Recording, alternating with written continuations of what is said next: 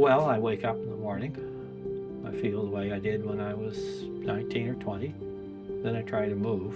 The reality comes home to me. I have so much to look forward to when I drag myself out here and look out the window at the bay. And then when I get breakfast eaten and I get out there, I can go out on the bay, I can harvest. There's always something there that brings me close to nature. It's very difficult for me to put into words.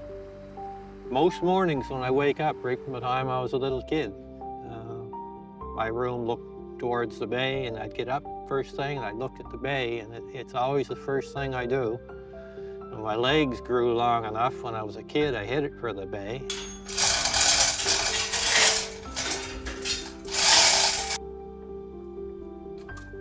I like to tinker, I like to build things and fool with stuff, so that keeps me going too. And, you know, it's just all so much fun. I can't quite. I needed something to relax, and I always thought if you were going to relax, it'd be a good idea to make money while you were doing it. I started out with a license to recreationally fish oysters, because that was relaxing and I loved oysters. Then had the opportunity to move that to a commercial license. So I get commercial oyster license and started doing that just as a hobby because it relaxed me.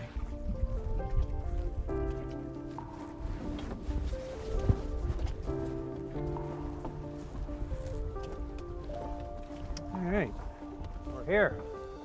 Oyster farming is like a lot of things. It can be as simple as you want to make it. To make it simple, you work in harmony with nature.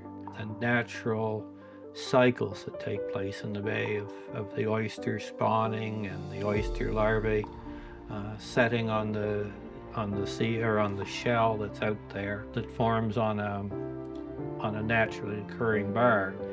And the starfish don't kill it off because the bar is out of the water during enough of the tide cycle. We take that in the fall and the end of November and we spread it on the bottom and grow it out. And that's basically the way our system works, just a steady harvesting and taking the seed, putting it back out. It's just in harmony with the bay. We never over harvest because we need to keep that spawning mass there in the bay to maintain what the cycle is going on. Well, I don't mind this mud. When I used to farm, a lot of the mud was quite a bit more fertilizer from the back of a cow than anything else. This is always nice and clean. But you do get dirty, huh? You do get dirty, yeah. If you're afraid of mud and afraid of being wet and afraid of being cold, this is not a job for you. Basically, the process is I go out, or one of the boys or workers go out, fuel up the harvester, we fire it up, we head up to one of the leases, we harvest until we get either how much we need or how much we want for that particular day. Either the harvester can come down itself or the service boat will bring the oysters down. They come into the shore and they can be put off in the water and left in bags overnight, or they can be brought directly into the plant. And we just load them on a pellet, tractor brings them up the ramp, puts them into the plant. They're taken from the tubs in the plant, dumped on the table, and they're washed, cleaned, graded, and the ones that are ready for market at that time can be sold. Usually they're put into color-coded bags. We color-code the bags so we know what different grades are in what bag. Then they'll go back out into the bay for storage until we have market for them.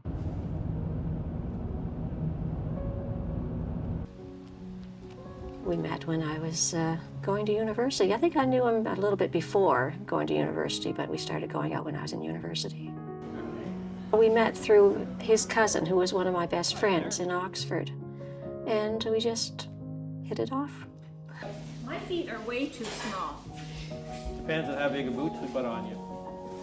Well, I guess about the same time as Charles got involved with it. It was just a family thing, so whatever I could do to help out, I did it.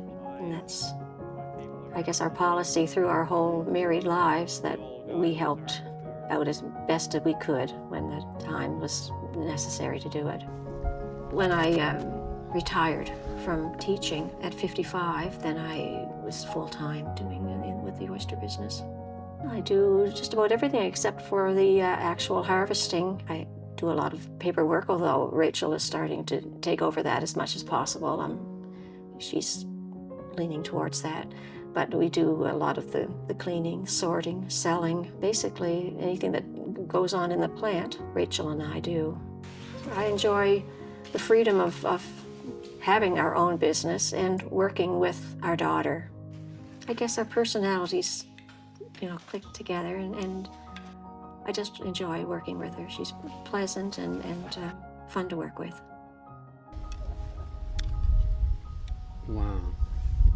Are they salty? Yeah, they're good. If I had my way, I would never charge for an oyster, because in the native culture, food is something you share, and an oyster was something that was special in the culture and something to be shared at a party or a gathering or a get-together.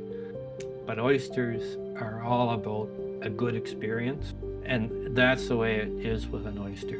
If you take an oyster out, you open an oyster up, you share it with somebody. If you're lucky, maybe you have a sip of beer or a little sip of wine or something along with it. And it's an experience, and it's a sharing of something in common. Oh, that's cute. Thank you. People take good care of me, take good care of us. A lot of good people in the world. So let's not let that very few that are out there spoil it for all of us. It's all good fun. That's all that matters. We're only here for a short while. We best enjoy it. I'm lucky enough to do what I love.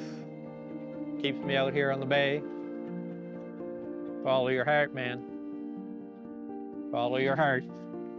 The only thing I think I'd like to share is that if you have a dream, if there's something you want to do, don't be afraid to do it, because life is really short, and when we get through it, there's nothing wrong with saying I failed at something. But if you didn't try it, you never know.